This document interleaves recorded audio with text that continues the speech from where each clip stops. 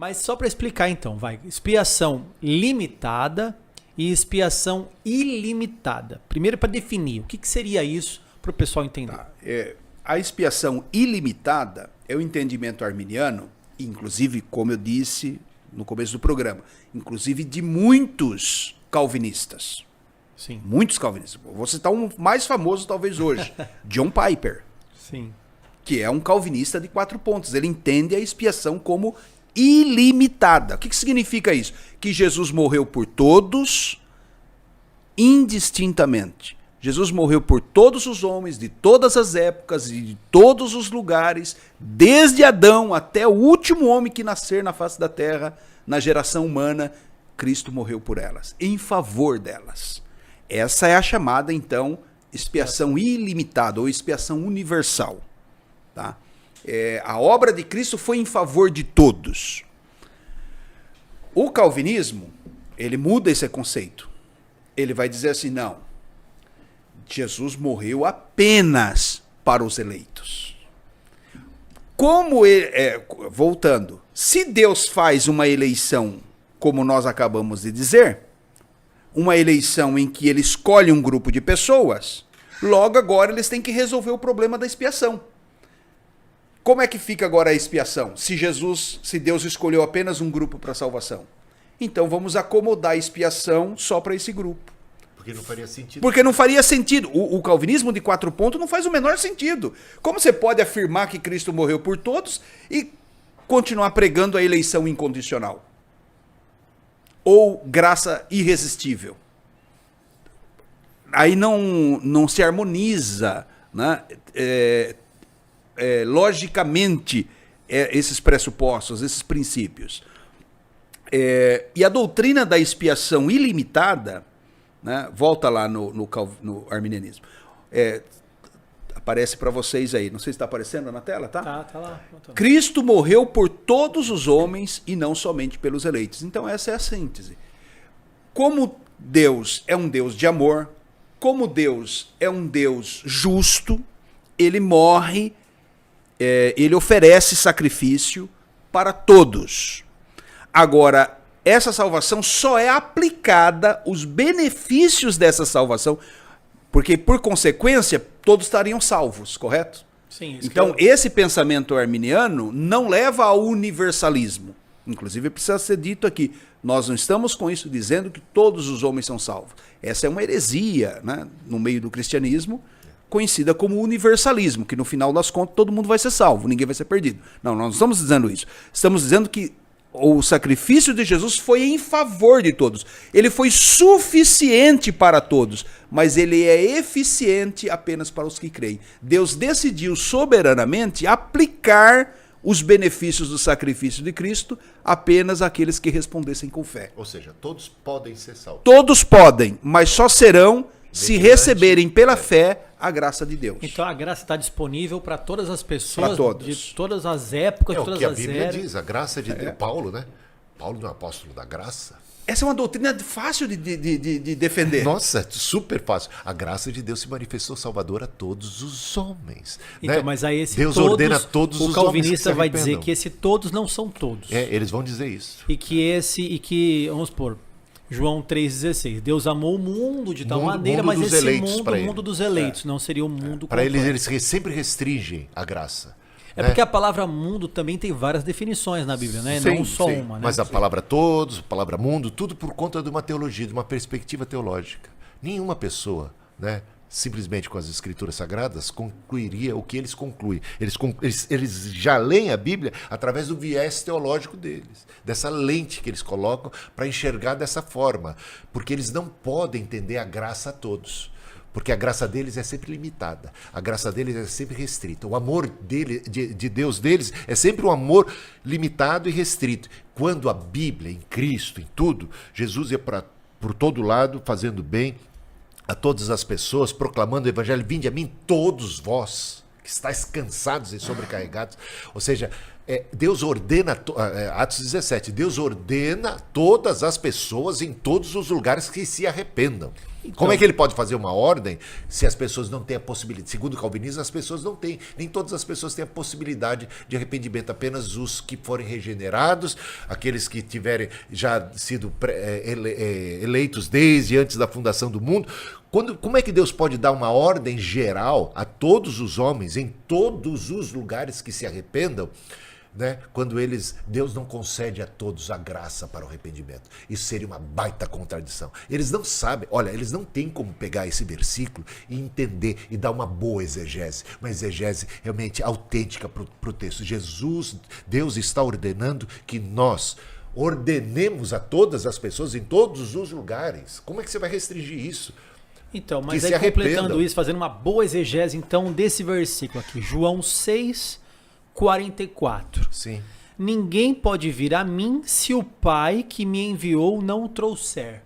Obviamente. É isso mesmo. Obviamente. Sim, mas como é que faz uma boa exegese para o pessoal entender? Se ninguém pode vir a mim se o Pai não o trouxer, não é o Pai que traz, não é uma predestinação, uma eleição ali. O contexto dessa passagem, ela é vital para você entender. O que está acontecendo? Muitos rejeitados. João 6, né? João 6. Não é que ele faz a multiplicação de pães e o pessoal depois bate retirado, só ficam os 12, ele ainda diz para os 12, e vocês também não querem ir embora? Ou seja, o pessoal está rejeitando. Quem é que está rejeitando e quem é que está ficando? Então tem que ler a luz do Claro, a luz do contexto. É essa rejeição dos judeus que tá em questão. Por que esses judeus estão rejeitando? Porque esses judeus não são do Pai. Pega todo o livro de João e veja como Jesus está dizendo. Quem crê no Pai, crê também em mim. Quem tem o Pai também. Vocês dizem que vocês são filhos de Abraão, né? Se vocês fossem realmente filhos de Abraão, vocês iam crer em mim. Porque Abraão falou de mim. Antes de Abraão eu sou. Ele vai falar o tempo todo, ele está mostrando que os judeus, pense bem, os judeus que verdadeiramente eram do Pai, José, Zacarias, Isabel, Simeão, Ana, Maria, né? Natanael, João Batista, todos os judeus que eram do Pai, que verdadeiramente ouviam a voz do Pai, acolheram Cristo. Num certo sentido, foram trazidos pelo próprio Pai. Agora, o Pai está ordenando a todo mundo, em todo lugar, que se arrependa. Os que são do Pai, no certo sentido, quem dá ouvidos ao Pai, quem é do Antigo Testamento e, no certo sentido, era sensível à voz de Deus, estes, de fato, né? Há tantos quantos receberam deles o poder de serem feitos filhos de Deus. E se você vê esse negócio de atrair, não é um atrair compulsório, não é uma coisa assim determinista. Porque você pega esse texto, né, essa mesma palavra em João capítulo 12, no mesmo contexto do Evangelho de João. E no contexto do Evangelho de João diz que quando o Filho do Homem for erguido, ele atrairá, a mesma palavra, todos a si. Se é para levar ao pé da letra o atrair como um ato de atração incondicional, então o universalismo seria a conclusão, né? Porque atrairá todos a si. Atrairá no sentido que esse amor de Deus, ele é cativante, ele atrai. E o Pai é que leva realmente as pessoas. É a graça, é o Espírito Santo. Nunca ninguém é salvo também assim, sem uma ação da graça, sem uma ação divina. Agora, tem que ver a sensibilidade dessa pessoa. Só deixar claro aqui também que eu estou fazendo perguntas como se fosse um calvinista, né? Tem gente perguntando. Tô até desconfiado, hein, o bispo. Que é para ficar legal aqui, para apertar com não, mas é isso mesmo. Aqui, não é? É isso mesmo. Veja só, veja como que um texto como esse, considerado uma criptonita calvinista, sim, contra o arminianismo, como ele se esvazia à luz da graça preveniente. O que Jesus está simplesmente dizendo? Que nenhuma pessoa pode ir a ele sem ser auxiliada pelo Pai. E não mesmo, esse é um pressuposto arminiano, gente. Também é. Armínio diz assim, olha, o homem por si só, o livre-arbítrio do homem não pode querer iniciar, processar a sua salvação. Não tem nenhum poder em si mesmo. Não tem mérito algum. Eu estava até aqui agora com o ponto de remonstrante que fala justamente sobre essa liberdade humana, o livre-arbítrio humano. Olha em que termos os arminianos, né, os remonstrantes falaram. É o terceiro artigo de fé. Eu vou mostrar seu livro daqui a pouco aí, se quiser. Ah, sim. A gente vai mostrar já. Deixa eu mostrar aqui, coloca em mim aqui, por favor. Aqui. Aqui, Arminianismo Puro e Simples, uma introdução histórico-teológica, escrito pelo pastor Jamierson Oliveira. Vou deixar mais perto aqui para poder focar. Foi publicado pela CPAD, essa aqui é a 3ª edição que está na minha mão. Isso. Tem uma dedicatória aqui que eu já ganhei faz acho que uns 2 anos aqui do pastor Jamierson, que escreveu sobre arminianismo puro e simples. O título, ele remonta C.S. Lewis. C.S. Lewis, um dos maiores arminianos da história. Hein? Isso é legal, né? Lembrar, esse é um ponto, né, que... Não, você pegou do C.S. Lewis mesmo. Foi, eu peguei emprestado, né? Pedi autorização para ele, né? Numa sessão mediúnica. Na verdade é assim, é legal o bispo falar isso, mas há grandes teólogos arminianos. Muito. Então, assim, esse é um outro... Parece que uma cortina de fumaça, parece que a erudição só existe no mundo calvinista. Não, senhores, né? Há grandes teólogos na história da igreja, na história moderna, que são de confissão arminiana, uma perspectiva arminiana, né? Como muitos grandes eruditos calvinistas também. Mas qual que é o ponto aqui? O ponto da nossa discussão aqui é o livre-arbítrio do homem. O homem conquista a salvação pelo seu próprio mérito? Os remonstrantes já disseram que não. Olha aqui, ó. O homem não possui fé salvadora em si mesmo, nem no poder do seu livre-arbítrio, visto que em seu estado de apostasia e de pecado não pode, de si e por si mesmo, pensar, querer, fazer algo de bom que seja verdadeiramente bom, tal como, primeiramente, a fé salvífica. Mas é necessário que Deus em Cristo, pelo Espírito Santo, regenere-o, renove-o no seu interior, nas emoções, na vontade, em todos os seus poderes, a fim de que ele possa corretamente entender, meditar, querer e prosseguir no sentido do verdadeiro bem, como está escrito, porque sem mim nada podeis fazer. Essa é a graça preveniente. Essa é a graça preveniente da perspectiva arminiana dos remonstrantes. Aqueles de 1611. Ou seja, os primeiros arminianos, os líderes arminianos depois da morte de Armínio, que morreu muito novo, né?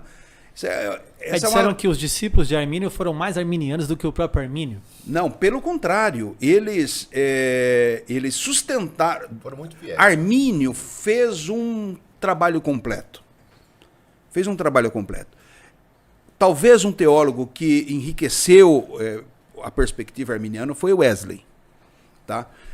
O bispo aqui é o grande representante do islamismo no Brasil, do metodismo no Brasil. Não sou, não. Eu sou... Tem muitos melhores. Não, você está entre os tops aí.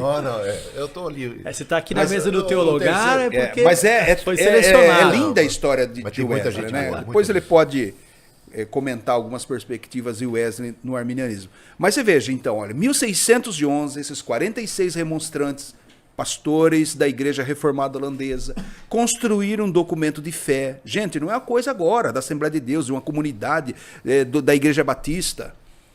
É de 1611, uma perspectiva bíblica como essa. Muito boa. Que o homem não pode de si só querer, desejar, fazer, sem que ele seja habilitado pela graça de Deus. Isso está de acordo também com o calvinismo, né? Só na resposta que não, né? Mas o calvinista também crê. Né, não, mas o calvinista entenda que essa habilitação para a graça é apenas para o eleito. Ah, sim. Então a grande distinção é essa. O que nós estamos falando aqui, que isso que Jesus fez é para todos. Agora veja só, olha, você citou João capítulo 6 e verso 44, né? O famoso versículo calvinista, né? Parece que é calvinista o versículo. Ninguém pode vir a mim se o Pai não o trouxer, e eu o ressuscitarei no último dia. Então, o calvinista vai entender, olha, você está vendo? Então ninguém pode ser salvo se Deus não o trouxer, mas é isso mesmo. Primeira coisa, o arminianismo concorda plenamente com isso. Porque ninguém pode ir ao Pai por iniciativa própria. Entendi. Então, agora, quando alguém também é condenado, aqui que está um outro ponto. Então esse é um lado da moeda, que eu concordo. A pessoa é salva porque o Pai trouxe. Simples, é a graça preveniente. Adão, onde estás? Adão, onde estás? Jesus querendo salvar Jerusalém como uma galinha com seus pintinhos. Eu quero, quantas vezes eu quis e vocês não queriam. Né? Aí a gente já vai entrar na graça resistível. Agora, olha o capítulo, no mesmo contexto que Jesus está disputando com os fariseus aqui, com os judeus descrentes, capítulo 5, verso de número 40. Né? Olha o que Jesus diz, vamos ler a partir do versículo de número 39, né? É o Evangelho segundo João, capítulo 5, verso 39. Examinai as Escrituras, porque julgais ter nelas a vida eterna, e são elas que de mim testificam. Jesus está falando, examinem as Escrituras, porque vocês vão me encontrar nas Escrituras. É dela, a Escritura fala de mim. Sim. Só que aí o que ele completa no versículo 40. Contudo, não quereis vir a mim para terdes vida. Você vê, o mesmo Jesus que lá no versículo, capítulo 6, verso 44, diz que ninguém vem ao Pai se Deus não o trouxer. Ninguém vem a Jesus se o Pai não o trouxer. Ele está dizendo aqui que quem não vem a Jesus é porque não quis. E para complementar... Tem uma contradição isso daí? Você percebeu que ele falou das duas coisas? A graça pelo mérito de Deus e a condenação pela responsabilidade humana. Dentro do capítulo 5 ainda, e no finalzinho, no versículo 46... Porque se vocês de fato crescem em Moisés, como vocês dizem crer, também creriam em mim. Vocês seriam do Pai. Crendo em Moisés, vocês seriam trazidos pela ação de Deus toda do Antigo Testamento e tal, a mim. Pois ele escreveu a meu respeito. Se, porém, não creem nos escritos dele, como crerão nas minhas palavras? É isso que ele está dizendo no capítulo 6, versículo 44. O Pai tem que trazer. O problema de vocês não é comigo, o problema de vocês é com o Pai. Vocês dizem que seguem o Pai, vocês dizem que seguem a Moisés, mas vocês não creem nas Escrituras, elas testificam de mim, vocês não querem vir a mim para... Olha lá, olha o contexto. Gente, o calvinismo morre no contexto. Morre. É incrível. Ele morre no contexto. Está aqui o contexto para quem quiser honestamente, eu nunca encontrei um versículo que colocasse assim o arminianismo dentro de uma camisa de força, né? É capaz de desfazer essa construção doutrinária. Você vê, esse versículo é um dos principais. Você está citando aqui numa voz calvinista, sim, claro. E ele é um dos principais. Sim. Romanos 9. Romanos 9. Praticamente falamos de todos os principais. principais. Percebeu como que o Romanos 9 perde o sentido calvinista quando você vê a luz do contexto? E é assim, versículo após versículo, versículo após versículo. O chamado todos. Porque Deus amou o mundo de tal maneira. Claro que a Bíblia usa a palavra mundo, todos, em vários sentidos. Mas o contexto mostra. Por exemplo, se eu falasse, olha, todo mundo gosta de pizza. Inclusive tem pizza hoje. Vai virar pizza hoje tem, aí, né? Que sempre tem no teu lugar, sempre Mas tem quando pizza. eu digo isso, é natural, é óbvio pelo contexto que eu estou usando uma hipérbole. Sim. É porque o Fernando aqui não gosta de pizza. Não gosta. Ele prefere outra coisa. Eu generalizei. Agora, o contexto que a Bíblia está dizendo, porque Deus amou o mundo. Que mundo é esse? Não é um mundo de pessoas?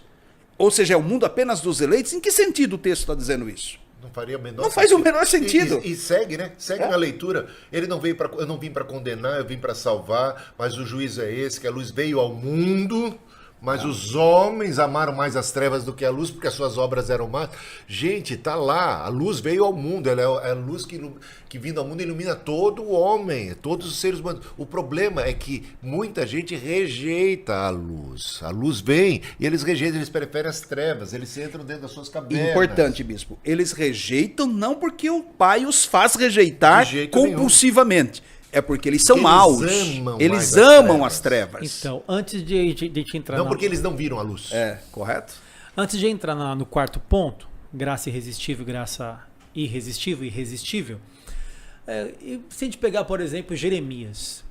Eu te conhecia, você não tinha forma, no ventre da sua mãe, eu te constituí profeta. Sim. Não seria Deus predestinando a vida desse homem? Como, por exemplo, também o anticristo. Deus não predestinou o anticristo para isso. Aos que de antemão conheceu. Então, predestinou, então. Para então, mas aí é a eleição, imagem, ou seja, é então, baseada a predestinação condicional. Pré-ciência. Então ela é condicional. Ou seja, Deus anteviu, Deus conheceu. Tem umas coisas sobre a pré-ciência de Deus, o conhecimento de Deus, que não é necessário. A gente tem o negócio passado, presente e futuro muito linear, né? Agora eu vou te dar um texto da Bíblia que é super difícil da gente até entender ele, mas que ele detona também a perspectiva calvinista, que é do Davi procurando refúgio na cidade de Keila. Né? Ele chega lá, aí ele consulta a Deus, ele está fugindo de Saul. Aí ele consulta a Deus, ele pergunta para Deus: perseguirei o bando. Se eu vou lá defender. Os de Keila vão me entregar? Se eu ficar aqui, eles vão me entregar nas mãos de Saul? Vão. A resposta de Deus: eles te entregarão. Deus está vendo um futuro. Deus está vendo um futuro hipotético. Deus está dizendo: se você ficar, é isso que vai acontecer. Mas entenda isso da perspectiva pré-determinista, que o futuro todo já está acertado. Não existe essa possibilidade se Deus já, desde antemão, já determinou todas as coisas. É incrível, tá? Segundo o calvinismo, é tudo fechadinho. Agora, Deus tem um saber e uma onisciência, cara, que as variantes do futuro e as possibilidades múltiplas, ele consegue chegar. A gente está falando de um ser que transcende a tudo e a todos, que está acima do tempo, acima de qualquer coisa, e que ele nos conhece, eu diria assim, quase que a gente poderia dizer, em múltiplas circunstâncias hipotéticas, inclusive. Gente, a gente está falando de um ser, de um saber que transcende. Não é essa coisa amarradinha, fechadinha, que o calvinismo coloca. Então, te entregarão. Aí o que o Davi faz? Ele foge de Keila. E aí ele não é entregue. Agora, Deus falou, se você ficar, isso vai acontecer. Agora, quando chega lá diante do povo escolhido, Deus diz assim: se vocês obedecerem, é isso que vai acontecer com vocês. Se vocês desobedecerem, é aquilo outro que vai acontecer. Ou seja, existem, então, determinados aspectos do futuro que verdadeiramente estão em abertos da nossa perspectiva aqui. Agora, Deus já sabe o que é o fechado lá na frente. Essa questão de Deus saber o que é fechado lá na frente não tira de nós, que estamos aqui no tempo e no espaço, a responsabilidade das nossas ações. O curso da nossa vida, de alguma maneira, nós estamos construindo na medida que a gente decide isso, escolhe aquilo. As nossas decisões são importantíssimas, são levadas em consideração, não são coisas assim que a gente está simplesmente preenchendo um papel, cumprindo um script já estabelecido e escrito. Não é o caso. Não é um predeterminismo, é uma presciência. É uma presciência. E passando por 4 pontos, para o quarto ponto aqui. Só me deixa ler um último versículo, claro. Para, assim, eu acho que a grande bomba atômica, né, numa ideia de expiação limitada, você vê que ainda cabe discussão em João 3,16, num outro versículo aqui e acolá. Certo. Mas tem um texto bíblico que é um checkmate na ideia de que Jesus morreu apenas para um grupo de pessoas, tá? E é esse texto aqui que, por exemplo, que fez John Piper refletir e tornar-se um calvinista de 4 pontos, né? Ou acreditar na expiação ilimitada, que é 1 João capítulo 2 e verso 1 e 2. Diz assim: filhinhos meus, estas coisas vos escrevi para que não pequeis. Para quem João está escrevendo aqui? Evidentemente para a igreja. Filhinhos. Para a igreja, os salvos, né, os destinatários dessa carta universal. Filhinhos, essas coisas vos escrevi para que não pequeis. Se todavia alguém pecar, temos advogado junto ao Pai, Jesus Cristo o justo. Então, igreja, o pecado, a obra de Cristo nos livrou do poder do pecado. Não? A presença do pecado, não, mas do poder do pecado. Ou seja, o pecado é circunstancial na vida do crente. O crente não vive pecando continuadamente num pecado. Ou seja, quando você pecar, você tem um advogado junto ao Pai, Jesus Cristo justo. Ele é a propiciação pelos nossos pecados. Se ele parasse esse versículo aqui... Não apenas. Se ele parasse aqui, não seria lá grande coisa. Quer dizer, já seria uma bênção, né? Jesus foi a propiciação pelos nossos pecados, nós, igreja. Só que olha o que ele diz. E não somente pelos nossos, mas ainda pelos do mundo inteiro. inteiro. O mundo Como é que todo. você tira aqui uma expiação limitada? Porque ele está falando com os eleitos, já está falando com os filhinhos e depois fala para o E ele completa não dizendo só para esse, que mas Jesus também foi pro o quê? A propiciação. Aí, se a gente aqui tivesse tempo de falar o que é a propiciação E Jesus é o Cordeiro de Deus que tira o pecado? do mundo. Mas ainda do mundo, eles podem dizer assim, é o mundo dos eleitos.